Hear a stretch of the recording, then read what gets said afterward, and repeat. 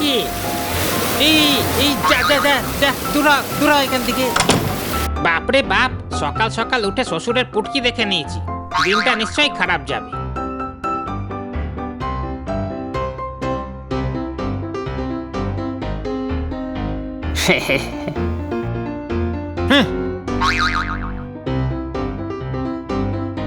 এই নাও ব্রেকফাস্ট।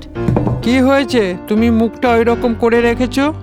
ও কিছু না দিদা, আজ সকালে উঠে বাবা দাদুর পুটকি দেখে নিয়েছে, সেই জন্য দাদু অত রেগে আছে। সে কি? আমি কি ইচ্ছা করে করেছি নাকি? আমি তো সকাল সকাল উঠে স্নান করতে যাচ্ছিলাম, কে জানে যে উনি বাথরুমের দরজা খুলে রেখেছেন।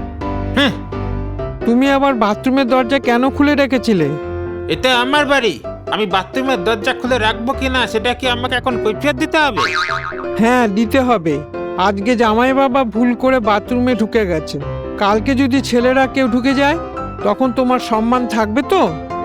না মানে সবার যখন মন মেজাজ ঠিক নেই, তাহলে চলো আজকে সবাই মিলে আমরা পিকনিকে যাই। পিকনিক? আইডিয়াটা মন্দ নয়। হ্যাঁ, শীতকালে পিকনিক হলে তো ভালোই। দারুণ আইডিয়া। তাহলে সবাই ব্রেকফাস্ট করে রেডি হয়ে নাও, আজ দুপুরে আমরা সবাই পিকনিকে যাব।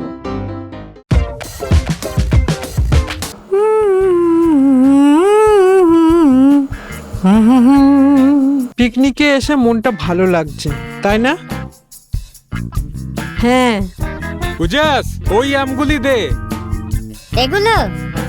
না, তার উপরের গুলো। আচ্ছা ঠিক আছে।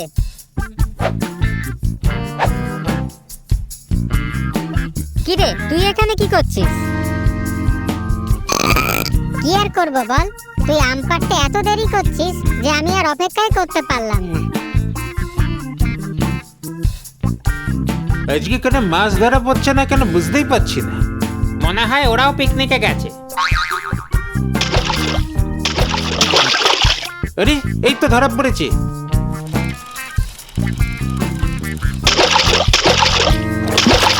বাবারে, এ কি মাছ রে?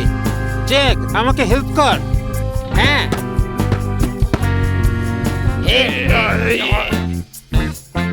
ওই তো ওরা মনে হয় মাছ ধরতে পেরেছে।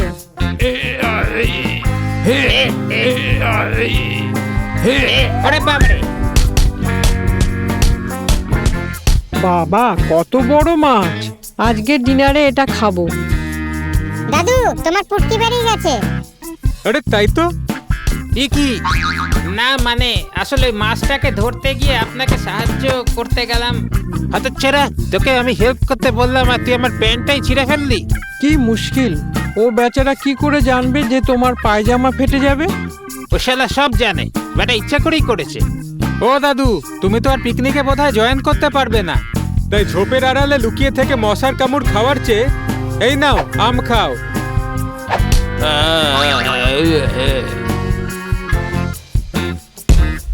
উঠ, পালা। ও মা, তুমি ঠিক আছো তো? আমি গাড়ি থেকে ফার্স্ট এড বক্সটা নিয়ে আসছি।